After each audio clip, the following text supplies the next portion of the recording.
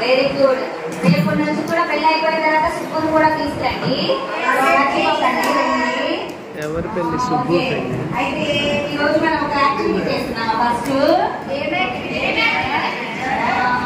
నేను హాయ్ అండి, మీరేమో హలో అనాలి. నేను ఏ మాటల్లో చెప్తే, ఏ టోన్లో చెప్తే ఆ టోన్లో మీరు hi hello, hi hi hello hello, hi hello. Okay, బాగుందా? ఓకే, అయితే మనం ఈరోజు ఒక కథ చెప్తున్నాం.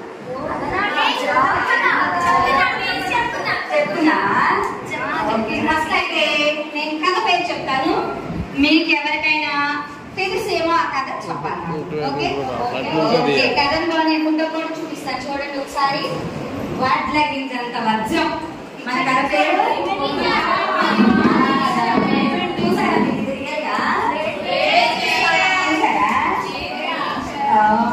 ఈ కథ ఎవరికైనా తెలుసా? మీలో తెలుసా లేదా? తెలుసా?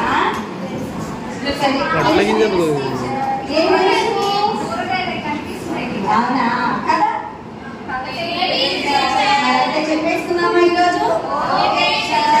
ఓకే, అయితే చూడండి, మన కథ పేరు వాట్ల గింజంత వజ్రం.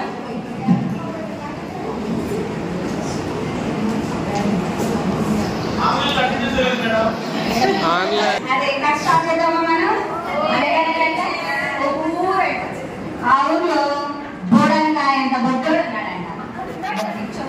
ఆ బొట్టోడే వాడికంట వడ్ల గింజంత వజ్రం దొరికిందంట. దాన్ని ఆ వడ్ల గింజ వజ్రాన్ని తీసుకెళ్లి వేరకాయంత బీరువాలో పెట్టేశాడంట. పెట్టేసి దానికి తాటికాయంత కాడ వేశాడంట.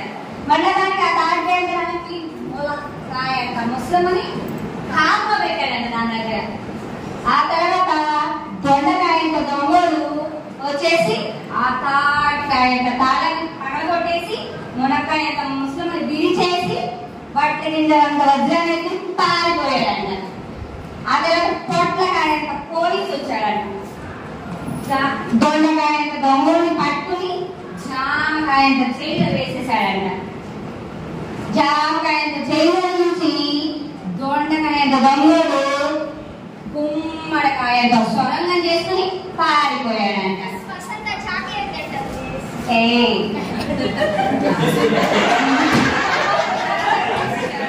కొట్టుకోకూడదు. కథ బాగుందా? నచ్చిందా మీ అందరికి? నచ్చిందా? ఏమేమి కూరగాయలు వచ్చినాయి ఎవరు చెప్తారు? మీరు లేదు, చెప్పమ్మా.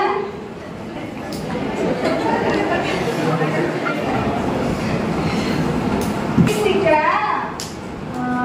గుమ్మడికాయ ఉంది, మళ్ళీ జామకాయ ఉంది, మళ్ళీ దొండకాయ ఉంది, మళ్ళీ ఇంకా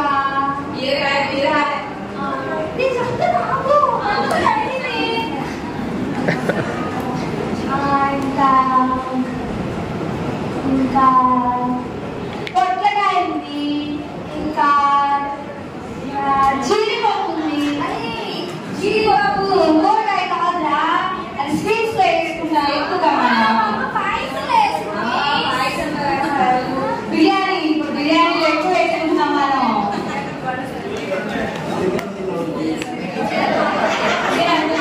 బాగా చెప్పావు, బాగా చెప్పావు కదా. Very good. అరే వీటిలో ఇష్టమైన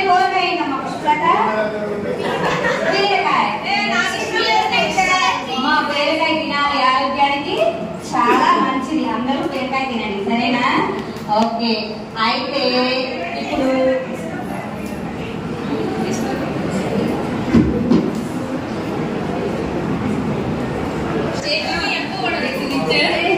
చైతన్య అలా చేస్తావా చేయకూడదమ్మా. టీచర్ లేనప్పుడే సైలెంట్ ఉండాలి, ఉన్నప్పుడు ఎంత చేసినా పర్లేదు.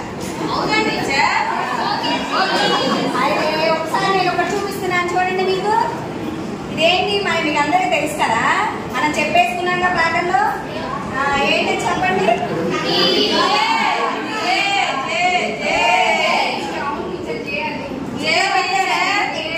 చూడండి సరిగ్గా చూడండి.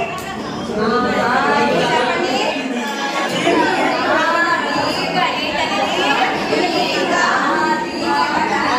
అయితే ఈ కథలో ఈ తీర్థ ఉన్న పదాన్ని గుర్తించాలి. పామిరమ్మ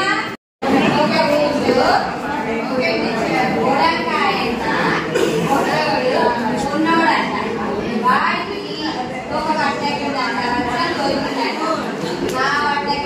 మేడం ఆ చార్ట్స్ అటు వెనక్కి నెట్టండి, వాళ్ళ చార్ట్స్ కోసం వస్తున్నారు. చూస్తుందా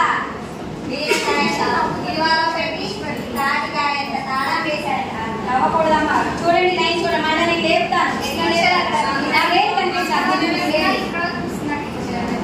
ఆ బట్ట కింద వజ్రానికి మునక్కాయంత ముసలమ్మని కాపలా పెట్టాడు. అప్పుడు దొడ్డకాయంత దొంగలు వచ్చి మునక్కాయంత ముసలమ్మని చేసి చూడండి చూడాలి.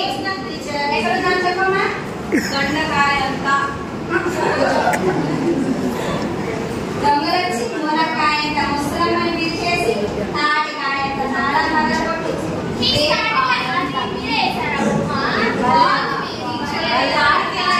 మీరు కూడా వెళ్ళాలి కదా బొమ్మలని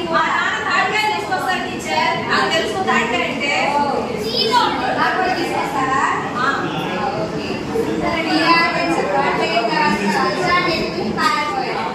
అప్పుడు జీడిపప్పు అంత జీప్లో దొండకాయంత పోలీసు వచ్చి దొండకాయంత జామకాయంత జైల్లో వేశారు.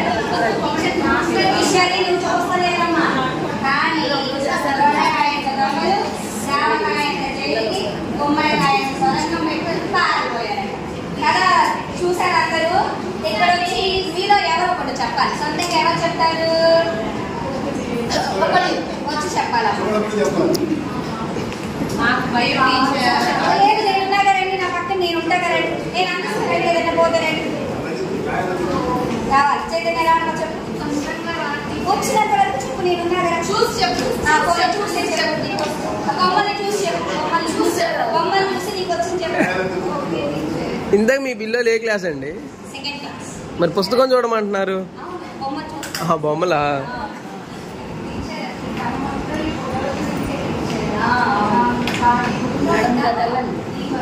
మేడం ఇటువైపు.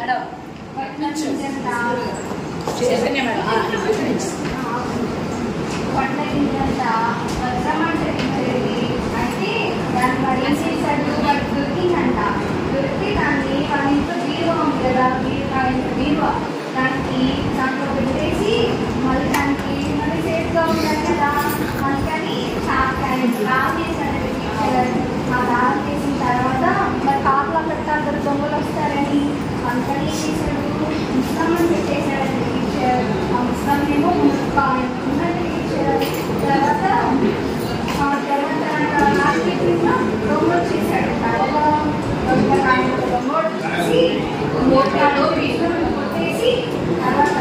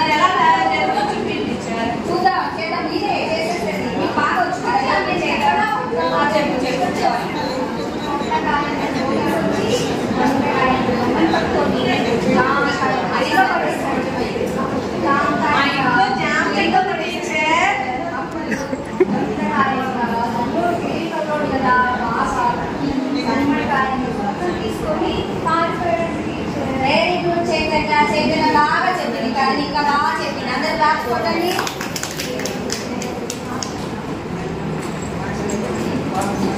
ఓకే, అందరికీ థ్యాంక్స్. కథ కంచికి మన ఇంటికి అయిపోయింది. ద్రవ్యం గురించి కూడా తయారు చేస్తారు. ఇంకా అతనికి బరువు గురించి ఎంత బరువు ఉంటుందనేది గురించి మేము రకరకాలైనటువంటి కీలం తయారు చేసాం. ప్రయత్నించవలసిందిగా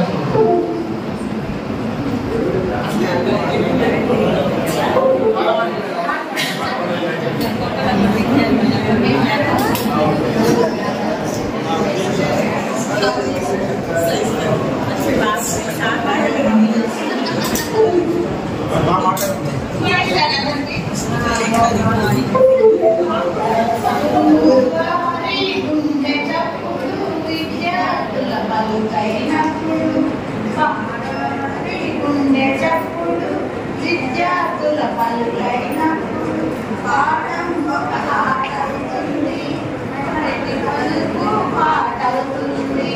పాఠం ఒక ఆటవుతుంది, ప్రతి పలుకు పాటవుతుంది. విద్యార్థుల పలుకైనప్పుడు పండులోని ప్రేమను చూస్తే సరదా కథలు బడిగంటై వినిపించాలి, బడిబడిగా నడిపించాలి. బడిగంటై వినిపించాలి, బడిబడిగా నడిపించాలి.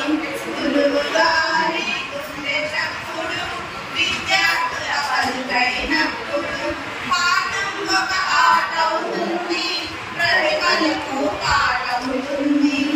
బడి అంటే జైలు కాదని, బడి అంటే జైలు కాదని, మనకు చల్లనైన మగడి అని. బడి అంటే జైలు కాదని, చల్లనైన మగడి అని. పిల్లలంతా భావించాలి, పసిలోకం వికసించాలి. పిల్లలంతా భావించాలి, పసిలోకం వికసించాలి. మేడం సౌండ్ సౌండ్ కొంచెం. విద్యార్థుల పలుకైనప్పుడు పాఠం ఒక ఆటవుతుంది, ప్రతి పలుకు పాటవుతుంది.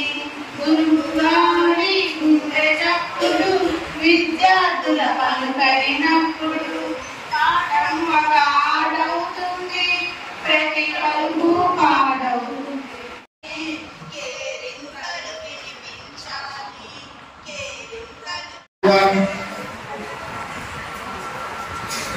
ఆదివారం కావడం అందులో ఈరోజు మరి చల్లదనం ఉండడం అంటే నిన్న పైన అయితే చాలా ఉందండి. ఇందులో మీకు ప్రదర్శించి ఓకే, పూర్వ గణిత భావనలు అనేటప్పుడు షేప్ చూపిస్తాము. ఆ షేపులు యొక్క ఆకారాలు ఏమేమి ఉన్నాయన్నది చూసుకుంటారు.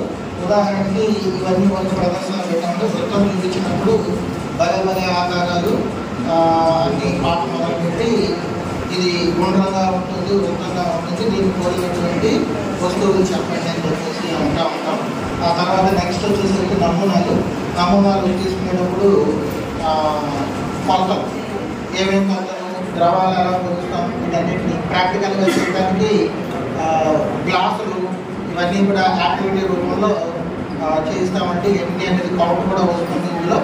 తర్వాత ఈ వృత్తాలకు వచ్చేటప్పటికి వృత్తంగా నాణ్యాలు, తర్వాత దీర్ఘచతుర ప్రకారంలో నోట్లు, ఈ మిగతా భావనలన్నీ కూడా చెప్తా ఉంటారు.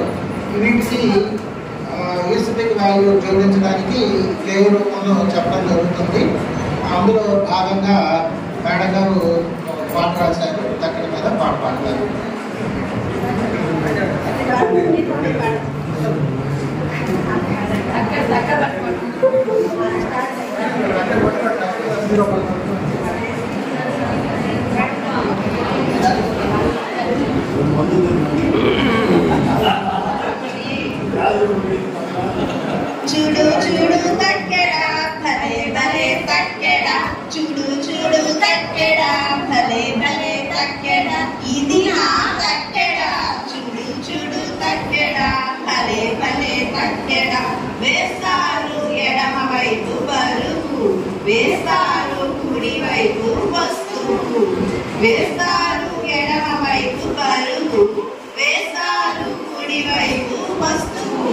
రెండు వైపులా సమమైతే ఉంటుంది మధ్యగా.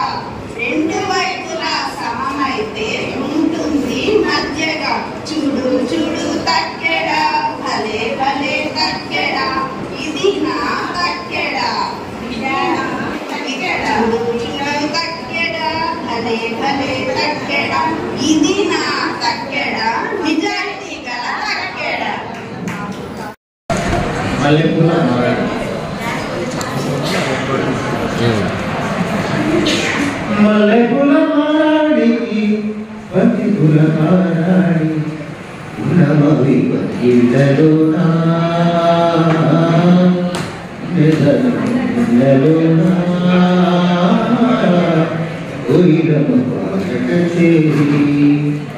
మల్లెపూల మారాడికి బంతిపూల మారాడి ఉన్నమవి ఇళ్ళలోనా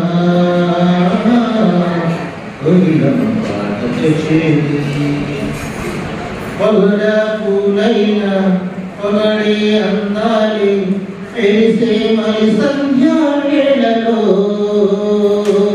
మళ్ళీ మందారం పిల్లలు సింగారం వేసే మధుమాస వేళలో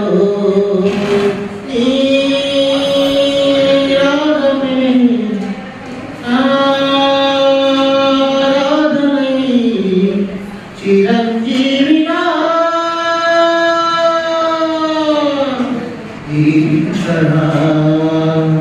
హ్యాపీ బర్త్డే మల్లెపూల మారాడికి బంతిపూల మారాడి ఉన్నమవి ఇళ్ళలోనా ఇళ్ళలోనా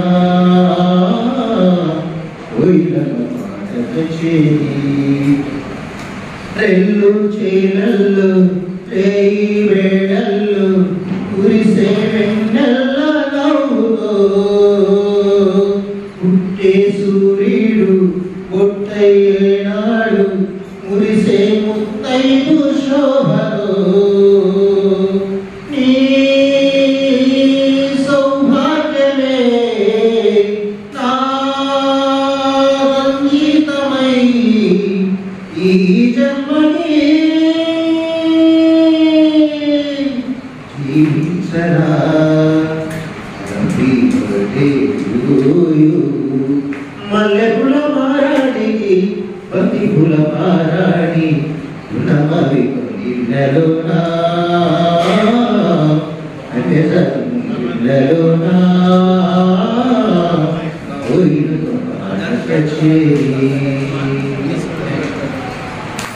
పెట్టుకుంటాడు దానివల్ల కలిగే పరిణామాల గురించి చర్చించాలి. రిసోర్స్ పర్సన్ శ్రీమతి సుజాత మేడం గారు 1/2 భాషా బోధన ఎన్సీఎఫ్ మరియు నిపుణ్ పాలసీ కార్యక్రమంతో అనుసంధానం చేసి ఎలా బోధించాలో వివరించారు. మొదటి 4 వారాల సంస్కృత కార్యక్రమం తర్వాత గదిలో రోజువారీ భాషా బోధన ఎలా చేయాలో వివరించారు. 10 గంటల 15 నిమిషాల నుండి 15 నిమిషాల